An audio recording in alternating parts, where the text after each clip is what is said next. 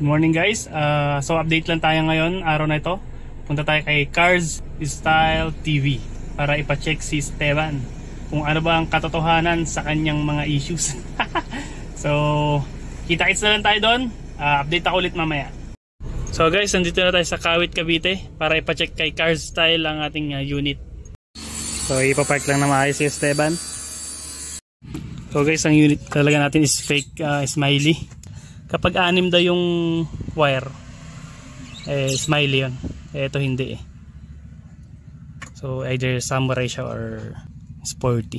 Nabanggit ni Lodi Rene Maglinte, pinapatanong niya kay Cars Style kung ang ating unit pinutol lang yung yung pang 4x4. Kasi may mga unit daw kasi na 4x4 dati tapos may pinutol lang para maging 4x2. So na-confirm natin kay Boss Enrico na hindi siya putol at hindi siya putol, 4x2 talaga yung unit natin. Na-check na ni Boss Enrico yung unit natin. Dito nagkokos yung leak sa may hose na to. Diyan. So try ko lang daw takpan ng silicone o kaya yung epoxy ba yun. Saka dito may mga tumatagas-tagas din dyan, kaya kailangan na matakpan yung mga tumutulo-tulo dyan galing sa aircon. Pati sa pinakaloob nito sa taas, may mga moisture dyan na naiipon, kaya umaabot na hanggang driver side yung yung leak. Kasalukuyan lang nating pinapalamig yung makina bago i-change oil. At ang ating coolant reservoir kailangan laging nakasarang maigi. Ayan, sara natin maigi yan. At ito naman ang oil level, dapat nga ito lang nandito lang sa guhit na to. Kaya itong sa atin medyo sumobra, parang nandito sa taas. So ito na, i-change oil na ang ating unit. Masyadong dapa ang gulong, kaya kailangan ng jack para medyo iangat. Lowered ba? Sa next na balik natin na kailangan natin ipalitan na itong rubber bushing, bitak na. So order na lang tayo niyan online. Kung gusto niyo matuto sa mga makina, mga details, visit lang kayo sa Cars Style TV, nandun lahat. Quick recap na tayo mga lods. So ang pinagawa natin ay nagpa-change oil tayo at general check-up ng ating sasakyan. Bali ang mga kailangan palitan is yung mga bushing, yung mga tensioner bearing, tapos yung air filter natin kailangan natin bumili, yung mga suspension arm, assembly, left and right yan. Tapos yung thermostat and radiator cap, next time papalitan na rin natin yan, pati yung thermocap, pati yung gas cap. Tapos next na rin natin yung cooling system and flushing. Tapos pati yung sa brake natin papacheck natin next time.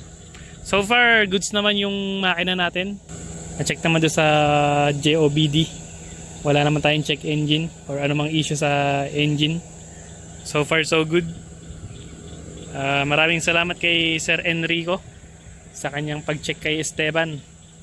At para sa mga pa-check din ng mga minivan nila, mas maganda doon kayo magpa-check kay Sir Enrico ng Cars Style TV para may explanation din kasi siya Yun ang maganda sa kanya, na-explain niya lahat ng mga ginagawa, yung lahat ng mga chine-check niya sa unit, diba, sa makina, pati sa mga suspension. Kayang-kaya niyan tignan. Salamat sa sticker ni Sir Cars Style TV, Enrico B. Alright, tayo pa uwi na ngayon. At yan, maraming salamat sa panonood at hanggang sa muling vlog natin ulit, para makapag-update ulit tayo sa mga issues pa or sa mga dapat pag-usapan kay Esteban. Kung may mga katanungan kayo, huwag kayo mahiya mag-comment sa comment section. At sa mga hindi pa nakasubscribe, subscribe na rin para lagi kayong updated sa mga natin, videos natin, vlogs, and sa mga travels natin. At ito guys, may bonus pa ako na tips based sa experience ko. Kumuha na kayo ng lapis at papel. Kasi ito yung mga naisip ko lang na dapat na i-check bago nyo kunin yung unit nyo sa builder. Siguro ang number one para sa akin check nyo muna yung ano, yung rubber bushing. Kasi importante yun eh. Kung palitin na ba o hindi. Kasi kung palitin na, edi isabay nyo na ipalitan habang nandun pa sa builder, 'di ba?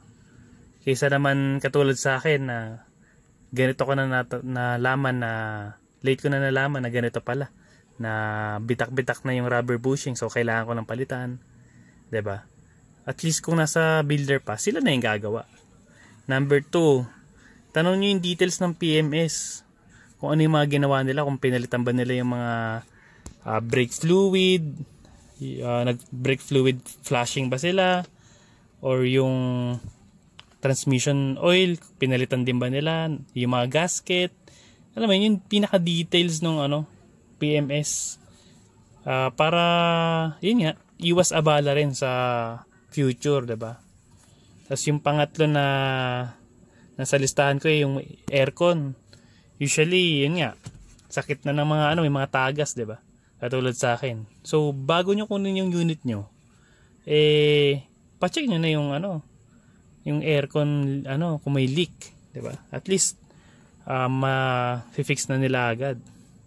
Yung pang-apat yung naisip ko is yung, well, bihira naman yata mangyari to, pero sa case ko kasi wala yung ano eh, wala yung seat belt. So, dalawang seat belt lang wala sa likod. So, malaking abala rin na bibili ka pa sa labas, 'di ba? So, kailangan tanongin niyo na agad yun na kompleto ba yung seat belt niyan, 'di ba? Kaysa naman yung katulad sa akin, late ko na nalaman na walang seat belt. So, yung iba daw kasi, hindi ko sinasabi yung builder ko ganun ginawa, pero may nakapagkwento lang sa akin na yung iba daw inaalis nila yung mga seat belt kasi yung iba nagre-resell kasi almost 1,000 plus yata per piece ng seat belt na to eh. So ganun nangyayari, hindi natin alam. So bago nyo kunin yung unit nyo, make sure na ipa-check nyo siya. At so ang next, pang-5 siguro is makuha nyo yung picture nung ano bago nila i-build yung raw na unit nyo, para may mga makita lang kayong details kung ano yung pinagkaiba. Ayun. So yun lang muna ang tips natin for this vlog, and sana may mga maisip pa tayo na ano na tips bago nyo makuha sa builder yung unit, para yung feeling ba na 100% pulido yung gawa. So wala nang abala, 'di ba? Babiyahe na lang.